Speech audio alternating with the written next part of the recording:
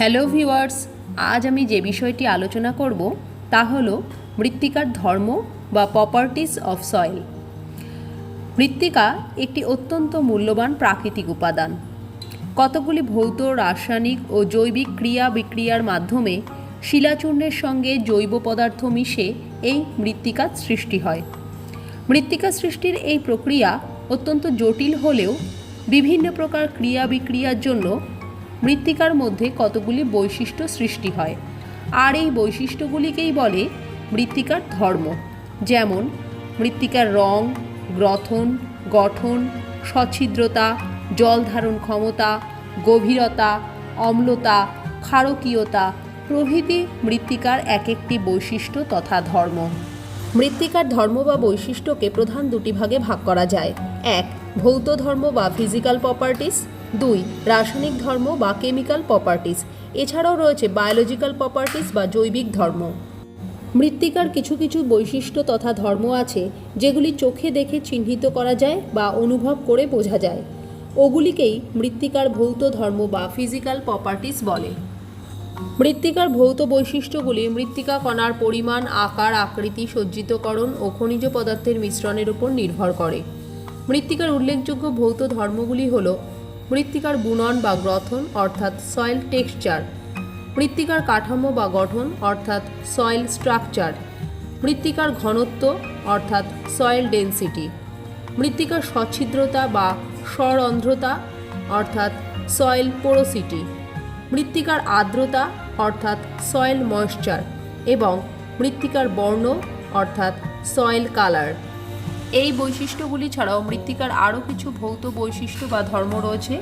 তা হলো মৃত্তিকার বায়ু অর্থাৎ সয়েল এয়ার, মৃত্তিকার জল অর্থাৎ সয়েল ওয়াটার, মৃত্তিকার তাপমাত্রা অর্থাৎ সয়েল টেম্পারেচার, আসঞ্জন বল এবং সংশক্তি বল অর্থাৎ অ্যাডিশন ও কোয়েশন, প্রসারণ ও সংকোচন ক্ষমতা অর্থাৎ এক্সপ্যানশন অ্যান্ড কন্ট্রাকশন ক্যাপাসিটি, নমনীয়তা অর্থাৎ প্লাস্টিসিটি ইত্যাদি।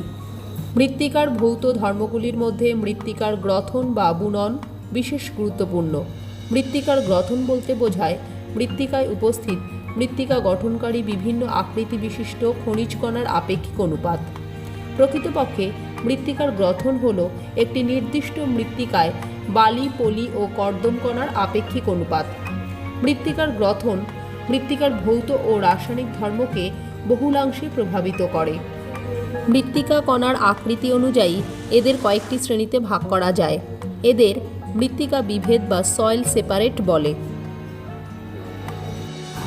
ইউএসডিএ অর্থাৎ United states department of agriculture এর পদ্ধতি অনুসারে বালিকণার আয়তন হল 2 থেকে 0.05 মিলিমিটার, পলিকণার আয়তন হল 0.05 থেকে 0.002 মিলিমিটার এবং কাদা কণার আয়তন হল 0.002 মিলিমিটারের কম। মৃত্তিকা বিভেদের উপর নির্ভর করে মৃত্তিকা গ্রথনের বিভিন্ন নামকরণ হয়ে থাকে। ইউএসডিএ প্রধান 12টি গ্রথন চিহ্নিত করেছে।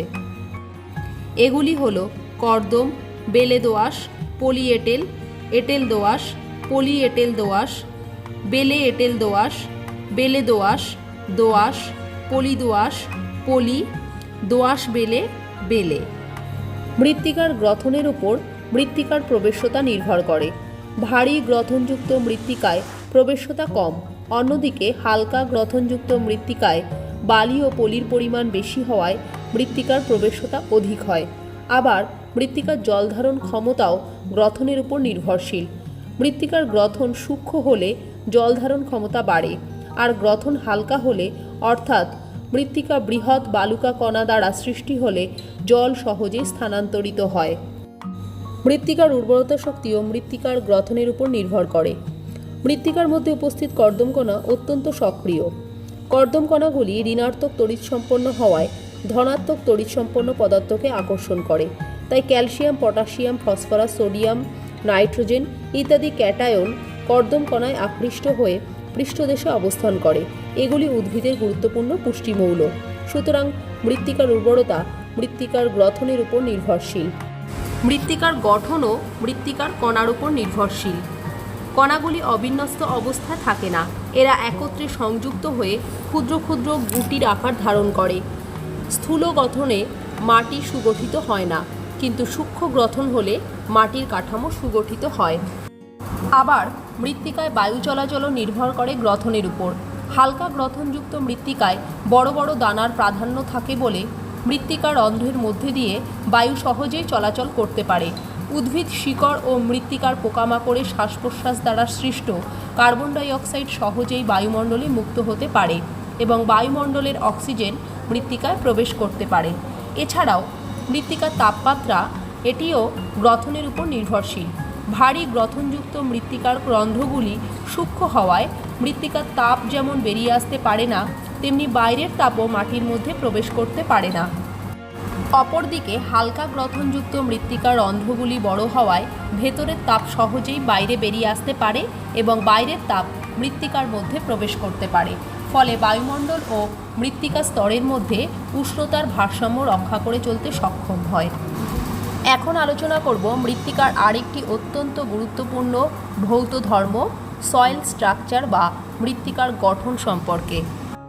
মৃত্তিকা কণাগুলি পরস্পর সংযোজিত হয়ে মৃত্তিকার যে বিন্যাস প্রদর্শন করে তাকেই মৃত্তিকার গঠন বলে। মৃত্তিকার সূক্ষ্ম কণা, বিশেষ করে কাদা কণা ও হিউমাস মাটির কণাগুলিকে আবদ্ধ করে মৃত্তিকার সুনির্দিষ্ট গঠন সৃষ্টি করে। মৃৎবিজ্ঞানীগণ বিভিন্নভাবে মৃত্তিকা গঠনের শ্রেণীবিন্যাস করেছেন।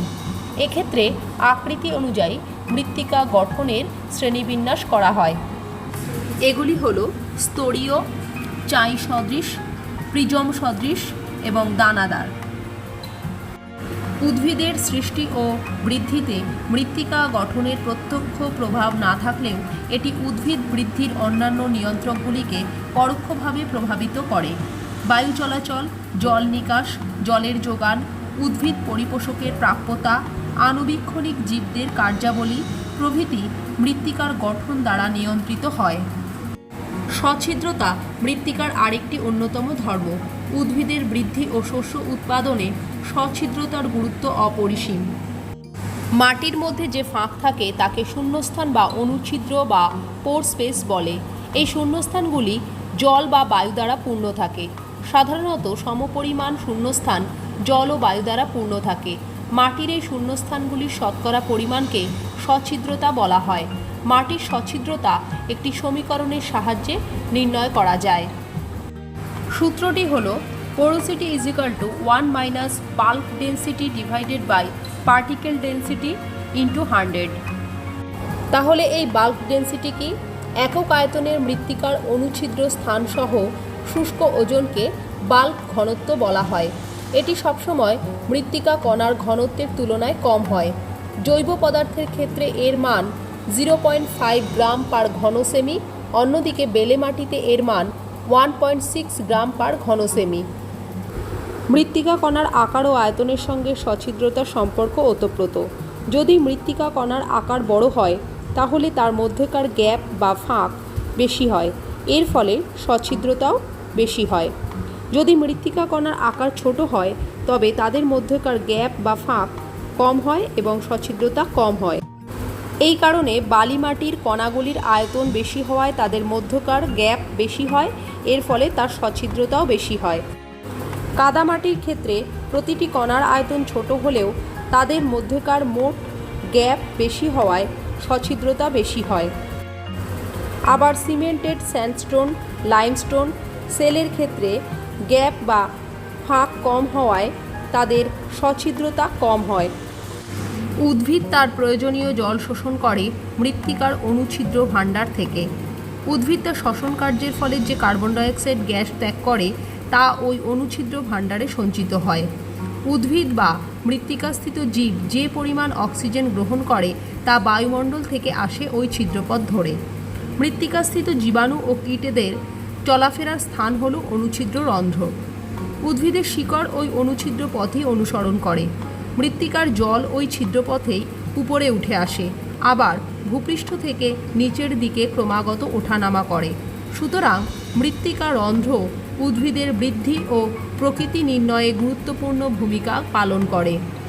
এবার মৃত্তিকার যে ধর্মটি নিয়ে আলোচনা করব তা হলো মৃত্তিকার বর্ণ। এটি মৃত্তিকার একটি ভৌত ধর্ম। খনিজ পদার্থ, জৈব পদার্থ, জল সরবরাহ ও বায়ু চলাচল প্রভৃতি মৃত্তিকা বর্ণের সাথে সম্পর্কযুক্ত। মৃত্তিকার বর্ণ বিভিন্ন হতে পারে, যথা সাদা, লাল, বাদামি, ধূসর, হলুদ, কালো ইত্যাদি। কখনো কখনো মৃত্তিকার বর্ণ কালো ও সবুজ আভাযুক্ত হয়। মৃত্তিকার শ্রেণীবিভাগ ও বর্ণনার ক্ষেত্রে মৃত্তিকার বর্ণ গুরুত্বপূর্ণ ভূমিকা পালন করে। সাধারণত আদি শিলার উপস্থিতি, জৈব পদার্থ প্রভৃতি মৃত্তিকার বর্ণ নির্ধারণে সাহায্য করে। মৃত্তিকার বর্ণ নির্ধারণের ক্ষেত্রে মুনসেল কালার চার্ট ব্যবহার করা হয়। বিংশ শতাব্দীর প্রথমার্ধে অধ্যাপক A.H. মুনসেল বর্ণভিত্তিক একটি তালিকা প্রদান করেন, যা 1930 সালে USDA সরকারিভাবে মৃত্তিকার বর্ণ সংক্রান্ত গবেষণার ক্ষেত্রে প্রয়োগ করে। মুনসেল কালার সিস্টেম বর্ণের তিনটি দিক, হিউ, ভ্যালু ও ক্রোমার উপর নির্ভর করে। মৃত্তিকায় জৈব পদার্থের পরিমাণ বৃদ্ধি পেলে মৃত্তিকা কালো বর্ণের হয়। নাতিশীতোষ্ণ অঞ্চলে চার্নোজে মৃত্তিকার বর্ণ কালো, তবে দাক্ষিণাত্যের কৃষ্ণ মৃত্তিকা লাভা সঞ্চয়ের ফলে গড়ে উঠেছে। এই অঞ্চলের মৃত্তিকায় টাইটানিয়াম অক্সাইড থাকায় ওই মৃত্তিকার বর্ণ কালো। মৃত্তিকায় লৌহের পরিমাণ অধিক হলে মৃত্তিকার বর্ণ লাল হয়।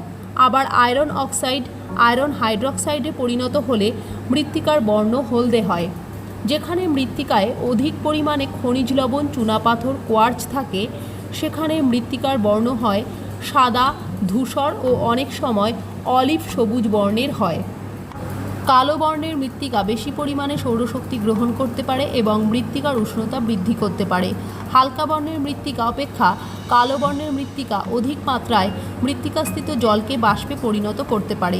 সুতরাং বলা যেতে পারে মৃত্তিকার রং মৃত্তিকার উষ্ণতা ও আর্দ্রতাকে নিয়ন্ত্রণ করে প্রকৃতপক্ষে গাছের বৃদ্ধি ও আণুবীক্ষণিক জীবদের কার্যকলাপকে নিয়ন্ত্রণ করে। এবার আলোচনা করব মৃত্তিকার আর্দ্রতা সম্পর্কে। মৃত্তিকার জলসিক্ত অবস্থাকে মৃত্তিকার আর্দ্রতা বলে। মৃত্তিকার রন্ধ্রে জল অবস্থান করে। মৃত্তিকা জলের প্রধান উৎস হল বৃষ্টিপাত।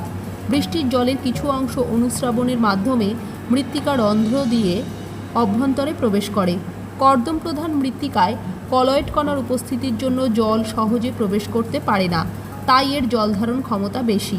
প্রকৃতিগতভাবে বালুকা মৃত্তিকা জল ধারণে অক্ষম, তাই এই মৃত্তিকাকে ভৌত শুষ্ক মৃত্তিকা বা ফিজিক্যালি ড্রাই সয়েল বলে। আবার মৃত্তিকার জলে লবণের পরিমাণ অধিক হলে উদ্ভিদ সহজে মৃত্তিকা জল গ্রহণ করতে পারে না, তাই এই মৃত্তিকাকে শারীরবৃত্তীয় শুষ্ক মৃত্তিকা বা ফিজিওলজিক্যালি ড্রাই সয়েল বলে। বৃষ্টিপাত থেকে প্রাপ্ত জল অনুস্রাবণ পদ্ধতিতে মৃত্তিকার অভ্যন্তরে প্রবেশ করে। মৃত্তিকার গঠন, গ্রথন, কৈশিক জল, আসঞ্জন, সংশক্তি প্রভৃতি বলের দ্বারা মৃত্তিকা জলের পরিমাণ নিয়ন্ত্রিত হয়ে থাকে। ব্রিগস 1877 সালে 4 ধরনের মৃত্তিকা জলের উল্লেখ করেন। 1. কৈশিক জল বা ক্যাপিলারি ওয়াটার। মৃত্তিকা মধ্যস্থ কণাগুলির আকর্ষণের ফলে যে জল মৃত্তিকায় অবস্থান করে তাকে কৈশিক জল বলে। 2. আকর্ষিত জল বা হাইগ্রোস্কোপিক ওয়াটার।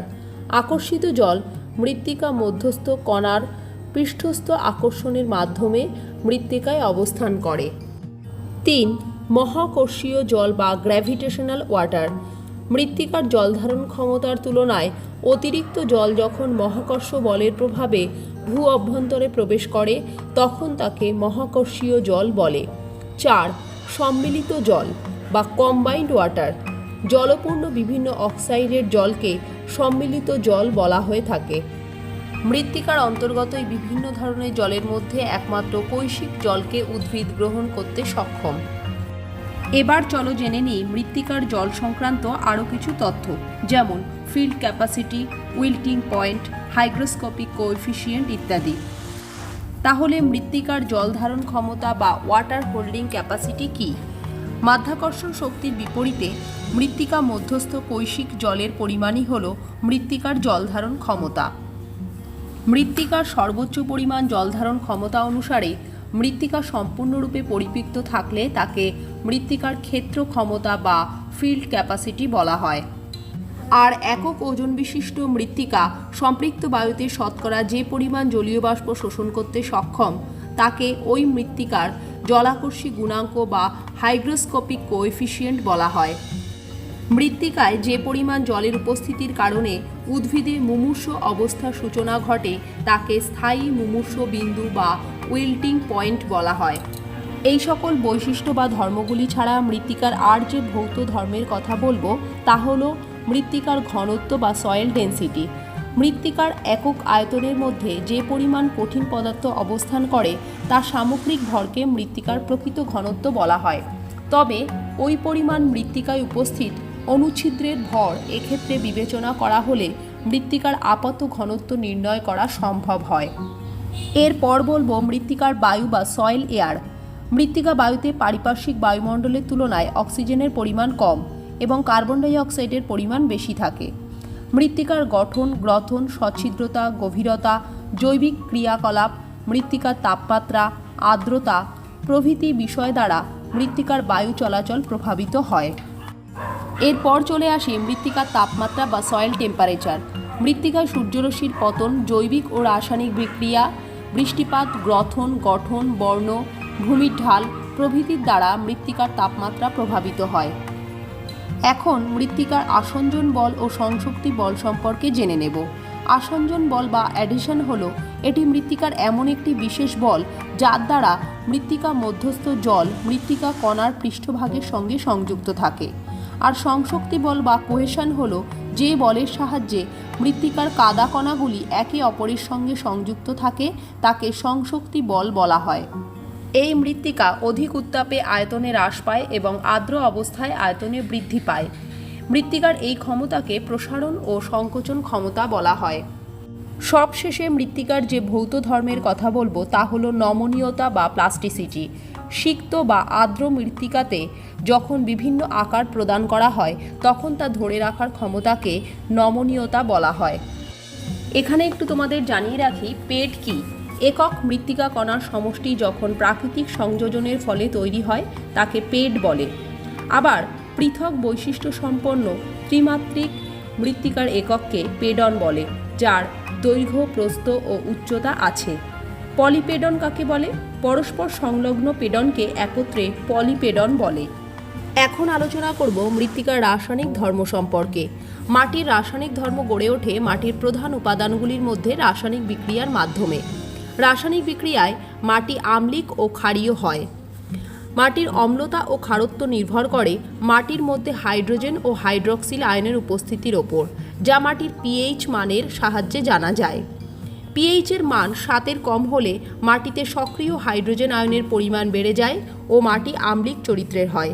পিএইচের মান 7-এর বেশি হলে সক্রিয় হাইড্রোজেনের পরিবর্তে সক্রিয় হাইড্রক্সিল আয়নের পরিমাণ বেড়ে যায়, তখন মাটি ক্ষারীয় প্রকৃতির হয়। পিএইচের মান 7 হলে মাটি প্রশমিত বা নিরপেক্ষ হয়, অর্থাৎ আম্লিক বা ক্ষারকীয় কোনোটাই হয় না। পিএইচ বলতে 1 লিটার দ্রবণে সক্রিয় বা মুক্ত হাইড্রোজেন আয়নের পরিমাণকে বোঝায়। একে গ্রামে পরিমাপ করা হয়। দেখা গেছে যে 1 লিটার বিশুদ্ধ জলে 0.000001 গ্রাম অর্থাৎ 10⁻⁻7 গ্রাম হাইড্রোজেন আয়ন থাকে। এই সংখ্যার অনন্যক লগারিদম হলো 7, তাই একে পিএইচ 7 রূপে প্রকাশ করা হয়। মাটির উৎপাদন ক্ষমতা ও উর্বরতা বিভিন্নভাবে পিএইচের উপর নির্ভরশীল। মাটির অন্যান্য ভৌত ও রাসায়নিক বৈশিষ্ট্যগুলিকে পিএইচ নিয়ন্ত্রণ করে। গাছের পুষ্টিমৌলের ক্রিয়াশীলতা ও প্রাপ্যতা, জীবাণুদের কার্যকারিতা প্রভৃতি বিষয়কে নিয়ন্ত্রণ করে মাটির পিএইচ। বিভিন্ন ক্ষেত্রে ও বিভিন্ন কারণে মাটির পিএইচের বিশেষ গুরুত্ব আছে। যেমন সামান্য ক্ষারীয় বিক্রিয়ায় বেশ কিছু জীবাণুর কর্মদক্ষতা অনেক গুণ বেড়ে যায়। মাটির পিএইচ যদি 5.5-এর কাছাকাছি হয় তাহলে জীবাণুদের কর্মদক্ষতা কমে যায়। আবার মাটির পিএইচ বাড়লে ক্যালসিয়াম, ম্যাগনেসিয়াম প্রভৃতি খনিজগুলির প্রাপ্যতা বাড়ে এবং গাছ সহজে বেড়ে ওঠে। লোহা, ম্যাঙ্গানিজ, অ্যালুমিনিয়াম প্রভৃতি খনিজগুলি অম্ল মাটিতে এত বেশি পরিমাণে থাকে যে তা গাছের পক্ষে বিষের মতো ক্ষতিকর হয়। পিএইচের মান 4.5-এর কম হলে সেখানকার গাছপালায় ম্যাঙ্গানিজের বিষক্রিয়া শুরু হয়।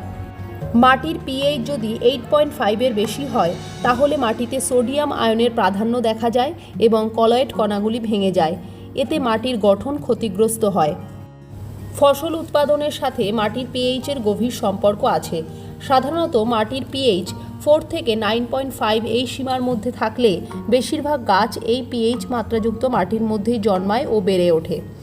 শস্য উৎপাদনের ক্ষেত্রে সামান্য অম্ল থেকে সামান্য ক্ষারীয় মাটি অর্থাৎ পিএইচ 6 থেকে 7.5 সবচেয়ে উপযুক্ত। এই তালিকাতে বিভিন্ন ধরনের শস্য যে পিএইচ মাত্রায় ভালো জন্মায় তা তোমাদের সামনে তুলে ধরা হলো।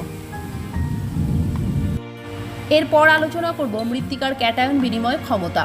মৃত্তিকার মধ্যে উপস্থিত ধনাত্মক আয়নগুলিকে ক্যাটায়ন এবং ঋণাত্মক আয়নগুলিকে অ্যানায়ন বলা হয়। ঋণাত্মক তড়িৎযুক্ত জৈব বা অজৈব কলয়েড মিশেল নামে পরিচিত।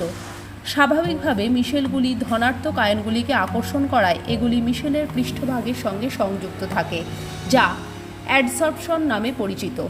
মিশেলের সঙ্গে সংযুক্ত ক্যাটায়নগুলিকে অন্যান্য ক্যাটায়নের দ্বারা অপসারিত করা হলে, অর্থাৎ ক্যাটায়ন অপর ক্যাটায়নের দ্বারা স্থানান্তরিত হলে তাকে ক্যাটায়ন বিনিময় বলা হয়। যেমন জৈব পদার্থ জারণের কারণে সৃষ্ট হাইড্রোজেন আয়ন জৈব পদার্থ থেকে মুক্ত হয় এবং মিশেলের উপরিভাগ থেকে ক্যালসিয়াম আয়নকে স্থানান্তরিত করে মৃত্তিকাটিকে আম্লিক মৃত্তিকায় পরিণত করে। এবার আসি জৈব পদার্থ বা অর্গ্যানিক ম্যাটার। মৃত উদ্ভিদ ও প্রাণীদেহ জীবাণু দ্বারা বিশ্লিষ্ট হয়ে কৃষ্ণ বর্ণের জটিল জৈব যৌগ অর্থাৎ হিউমাস গঠন করে। মৃত্তিকার বিভিন্ন জৈব ও অজৈব অ্যাসিড উৎপাদনের ক্ষেত্রে হিউমাসের উৎপাদনে একটি গুরুত্বপূর্ণ ভূমিকা পালন করে। জৈব পদার্থ উদ্ভিদের খাদ্যমৌলের যোগান দেয়, মৃত্তিকার রঙের পার্থক্য ঘটায়, মৃত্তিকার ক্ষয় প্রতিরোধে এর গুরুত্ব অপরিসীম, মৃত্তিকার নমনীয়তা ও সংশক্তি বৃদ্ধিতে সাহায্য করে, মৃত্তিকার জল ধারণ ক্ষমতা বৃদ্ধি করে, মৃত্তিকার গঠনে গুরুত্বপূর্ণ ভূমিকা গ্রহণ করে এবং ক্যাটায়ন বিনিময় ক্ষমতায় একটি গুরুত্বপূর্ণ ভূমিকা গ্রহণ করে। তোমাদের একটু জানিয়ে রাখি বাফারিং ক্যাপাসিটি বা বাফারিং সক্ষমতা কী। শোষণের মাধ্যমে মৃত্তিকার পরিপোষক বা পিএইচের পরিবর্তন বন্ধ করার ক্ষমতাকে মৃত্তিকার বাফারিং সক্ষমতা বলে। প্রকৃতপক্ষে এটি মৃত্তিকার পরিপোষকগুলিকে শোষণ ও নির্গমনের ক্ষমতা। হিউমিক অ্যাসিড ও কর্দম খনিজের বাফারিং সক্ষমতা অত্যন্ত ভালো। সবশেষে আমরা মৃত্তিকার যে ধর্মটি নিয়ে আলোচনা করব তা হলো বায়োলজিক্যাল প্রপার্টিস বা জৈবিক ধর্ম। মৃত্তিকার মধ্যে উপস্থিত যে সমস্ত জীবিত আণুবীক্ষণিক উদ্ভিদ ও প্রাণী রয়েছে সেগুলি পরবর্তীকালে মৃত্তিকায় জৈব পদার্থ বা হিউমাসের যোগান দেয়। আণুবীক্ষণিক জীবসমূহ যেমন ব্যাকটেরিয়া, ফাঙ্গাস, অ্যাক্টিনোমাইসিটিস, এছাড়া রয়েছে বৃহৎ উদ্ভিদের মূল। প্রাণীসমূহ যেমন নেমাটোডস, প্রোটোজোয়া, মাটির কৃমি, প্রেরি কুকুর, ইঁদুর, ছুঁচো ইত্যাদি। অতি ক্ষুদ্র কীটপতঙ্গ, মাকড়সা, এছাড়া বিশেষ ধরনের খোলকহীন শামুক, গেঁড়ি, গুগলি ইত্যাদি। তাহলে এইভাবে দেখা যাচ্ছে যে মৃত্তিকার ভৌত, রাসায়নিক ও জৈবিক ধর্ম পারস্পরিক মিথস্ক্রিয়ার মাধ্যমে জটিল মৃত্তিকা গঠন করে। তাহলে এই ভিডিও থেকে আজ তোমরা যা জানলে সেগুলি অনুশীলনের জন্য রইল কিছু প্রশ্ন। প্রশ্নগুলি হলো: 1. মৃত্তিকার জল ধারণ ক্ষমতা বলতে কী বোঝো? 2. মৃত্তিকার সংশক্তি বল ও আসঞ্জন বল কাকে বলে? 3. মৃত্তিকার গ্রথন বা বুনন বলতে কী বোঝো? গ্রথন অনুসারে মৃত্তিকার শ্রেণীবিভাগ করো। 4. মৃত্তিকার ক্যাটায়ন বিনিময় ক্ষমতা বলতে কী বোঝো? রাসায়নিক ধর্ম অনুসারে মৃত্তিকাকে কয় ভাগে ভাগ করা যায়, কি কি? 5. মিশেল কি? নিশ্চয়ই তোমরা ভিডিওটি শুরু থেকে শেষ পর্যন্ত মনোযোগ সহকারে দেখেছ। তোমরা যদি এই ভিডিওটি ভালো করে দেখো এবং সাথে সাথে তোমাদের পাঠ্যপুস্তকের সাহায্য নাও তাহলে অবশ্যই প্রশ্নগুলির উত্তর করতে পারবে। যদি এই ভিডিও সংক্রান্ত আর কোনো প্রশ্ন থাকে তাহলে অবশ্যই কমেন্ট সেকশনে জানাবে। আমার ভিডিওটি ভালো লাগলে লাইক ও শেয়ার করতে ভুলো না এবং এই ধরনের আরও নতুন নতুন ভিডিও পেতে আমার চ্যানেলটি অবশ্যই সাবস্ক্রাইব করো। আজ তাহলে এই পর্যন্তই। ধন্যবাদ সকলকে। দেখা হবে নতুন কোনো ভিডিও নিয়ে।